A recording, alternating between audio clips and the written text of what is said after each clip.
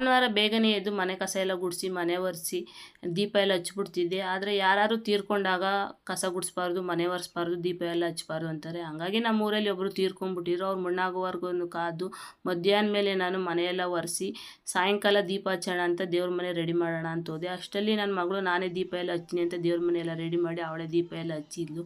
ಆಮೇಲೆ ನಾನು ಸ್ನಾನ ಎಲ್ಲ ಮುಗಿಸ್ಕೊಬಂದು ಗಂಧದ ಕಡ್ಡಿ ಹಚ್ಚಿ ಎಲ್ಲ ಆಗಿತ್ತು. ಆಮೇಲೆ ಸಾಯಂಕಾಲ ಅಡುಗೆ ಏನಾರ ಮಾಡೋಣ ಅಂತ ಹೋಗೋಷ್ಟರಲ್ಲೇ ನಮ್ಮ ಯಜಮಾನ್ರು KFCಯಿಂದ ಚಿಕನ್ ತೊಗೊಬಂದಿದ್ರು. ಈ ಚಿಕನ್ ಅಂತೂ ಮಕ್ಳಿಗೆ ತುಂಬ ಇಷ್ಟ.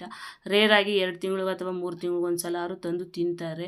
ಅವರು ಎಂಜಾಯ್ ಮಾಡ್ಕೊಂಡು ತಿಂತಾ ಕೂತಿದ್ರು. ಆಮೇಲೆ ಅವ್ರಿಗೆ ಅಷ್ಟಕ್ಕೆ ಹೊಟ್ಟೆ ತುಂಬಿತು, ಊಟ ಏನು ಬೇಡ ಅಂತ ಹೇಳ್ತಾಯಿದ್ರು.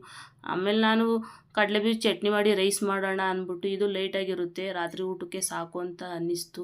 ಹಾಗಾಗಿ ಕಡಲೆಬೀಜ ಎಲ್ಲ ಹುರಿದು ಚಟ್ನಿ ಎಲ್ಲ ಮಾಡಿ ಮತ್ತು ನಾನು ರೈಸ್ಗೂ ಇಟ್ಟು ಅನ್ನನೂ ಮಾಡಿಕೊಂಡೆ. ಮತ್ತೆ ಹೊಸ ವೀಡಿಯೋದೊಂದಿಗೆ ಸಿಗ್ತೀನಿ. Thank you for watching.